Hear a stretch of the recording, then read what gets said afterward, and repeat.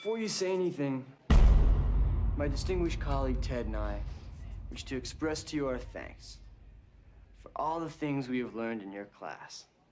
And what have you learned?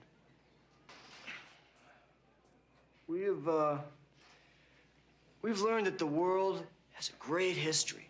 Yes, and that thanks to great leaders such as Genghis Khan, Joan of Arc, and Socratic method, the world is full of history. You have flunked every section of this class.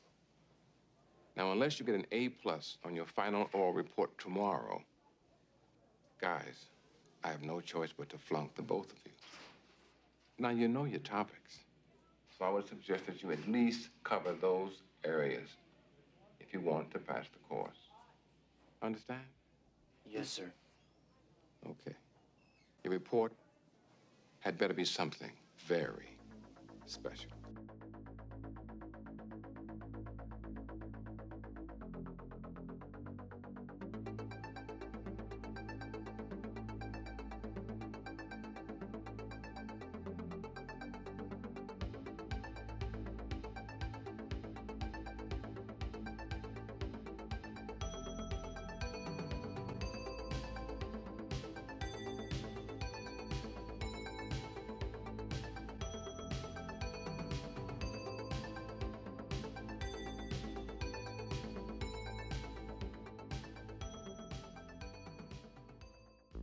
Stranger Things is coming to Horror Nights 2018, and that's pretty cool.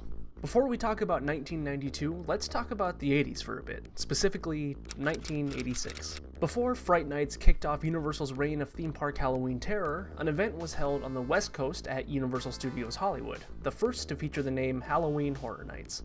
Not much is known about this event, and as much as I've looked, I haven't been able to find a credible source detailing what the event had to offer in way of attractions, except for one: the Terror Tram. The current Terror Tram is a Horror Nights attraction held year after year at Universal Studios Hollywood, transforming the world-famous 13-block tour of Universal's backlot into a massive outdoor haunted house, presented in two parts. The first being a ride through darkened sets and backdrops, with a video playing via the onboard screens explaining the story of that year's Terror Tram theme. One thing I love about the Terror Tram is that there's always a backstory to the haunt itself, tying the event to the park as though it's really infested with monsters and maniacs when the sun sets. In 2011, Ghostface pursued visitors attending a party in an experience inspired by Wes Craven's Scream 4. In 2014, parkgoers were thrown into the fray during The Purge, when all crime is legal and anarchy reigns. And in 2017, Chucky gathered Freddy Krueger, Jason Voorhees, and Leatherface to terrorize unlucky tourists, with the bloodthirsty slashers taking over the backlot en masse. The second part of this attraction is the walkthrough path. Visitors are removed from the tram and follow a path winding through various film sets, like Whoville from How the Grinch Stole Christmas, the Bates Motel from Psycho, and the plane wreck from 2005's War of the Worlds. Each of these warped into a dark and demented horrorscape during which you're brought face to face with scare actors in droves. In 1986, much like 1991's Dungeon of Terror House in Florida, the Terror Tram was a mix-up of classic horror creatures and modern macabre set pieces. Scare actors were stationed around the tour to jump out and scare visitors, hiding among the scenery for their chance to strike.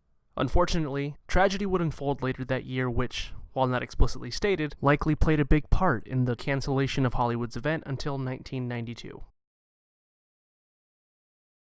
On Friday, October 31st, Halloween of 1986, a young Universal Studios employee by the name of Paul was working as a Terror Tram scare actor, disguised as a corpse hiding among similarly dressed mannequins. Like others, his job was to startle visitors by jumping out at them when they least expected.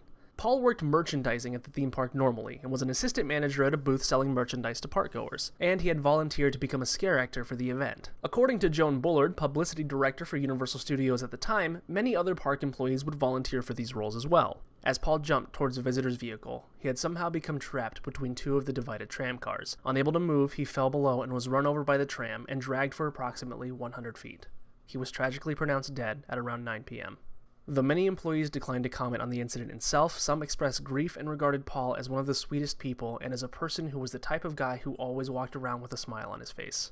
Despite the fact that Joan Bullard insisted that the event would continue without any changes, a parkgoer at the event stated, "Because of this accident, the monsters were no longer jumping out at guests. They were using these loud air horns to scare everyone. Universal seemed to focus on using pyrotechnics to try and impress the crowd." After 1986, Universal Hollywood would not attempt another Halloween Horror Nights. That is until 6 years later, following the success of Fright Nights in Orlando, when they decided it was time to throw their hat back into the ring. Fast forward to 1992.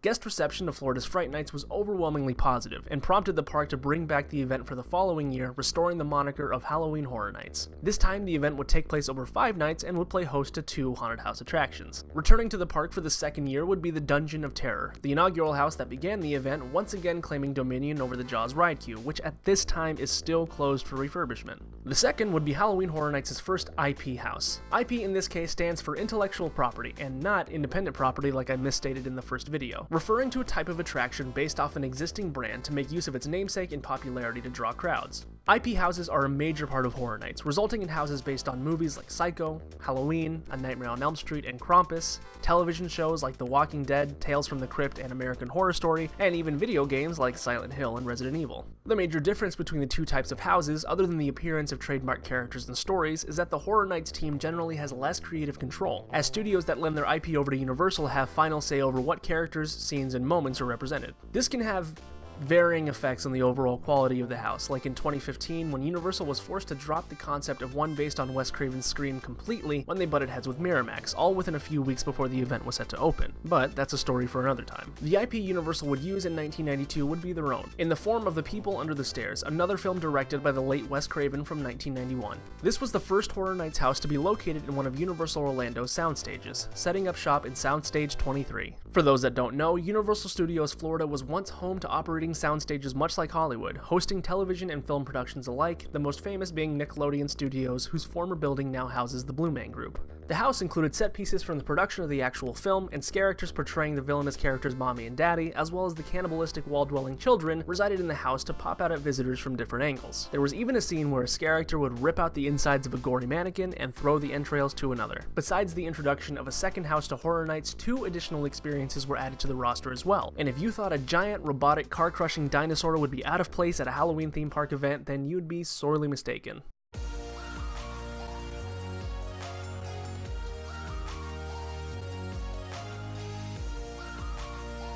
Robosaurus was a show introduced at Halloween Horror Nights in Florida, taking place on the streets of the New York area of the park. The large, fire-breathing robot stood at a height of 40 feet and weighed 31 tons, and was an intimidating spectacle as it moved ominously through the streets. It would breathe flames out of its snout and was capable of lifting a car into its jaws, crushing it, and dropping it onto the ground below. It was operated by a driver placed in the head, and also housed the ability to transform from a fire-breathing dinosaur into a semi-trailer at the flick of a switch. The dinosaur was only present at the parks from 1992 through 1994, and again in 2006. However, if you were to ask Horror Nights fans what show made the most impact in 1992, Robosaurus probably wouldn't be their first pick.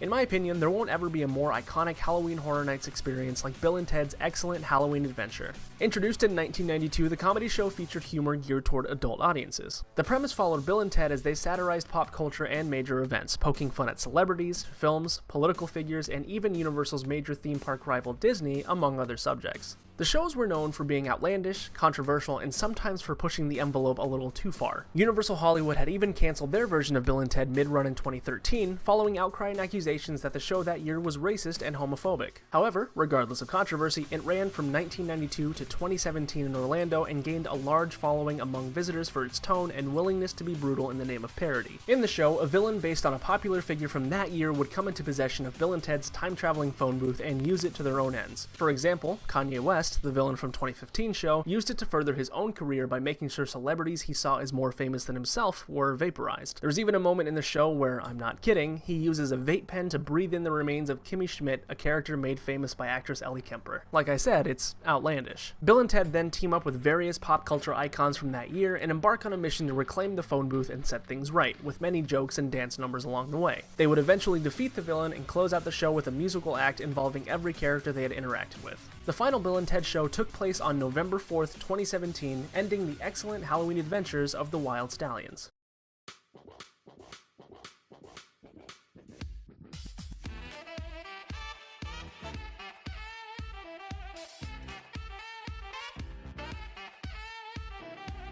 After 6 years, Hollywood unveiled their second attempt at Halloween Horror Nights, boasting 2 mazes like its Florida counterpart and 16 Halloween-oriented shows. All but one Horror Nights attraction in Hollywood, a Penn and Teller Magic Show, was held on the upper lot of the theme park. Universal Hollywood is unique in that the park is separated into the upper and lower lots of the studio, accessible by a massive escalator that transports guests between the two. Now, the upper lot is much larger than its counterpart down below, with the lower lot only having space for 3 attractions currently: Revenge of the Mummy, Transformers, and Jurassic Park. The 2 mazes featured in 1992 were known to all as the Maze of Maniacs and Nightmare Alley, with the maze taking place in an overrun asylum, and Nightmare Alley boasting various horror movie creatures. The new event also signaled the return of the Terror Tram, once again changing the tour of Universal's sets and props into a massive outdoor haunted attraction. And though the stage was set for Hollywood to replicate the success of Orlando's event, it didn't. Whether it was ticket sales, guest reception, or a combination of both, Hollywood for whatever reason did not experience a win as Orlando had. The result was another discontinuation of the event while Halloween Horror Nights would return to Orlando annually. It would not be until 1997 that the event would return again, and even then it wouldn't yet be an annual production.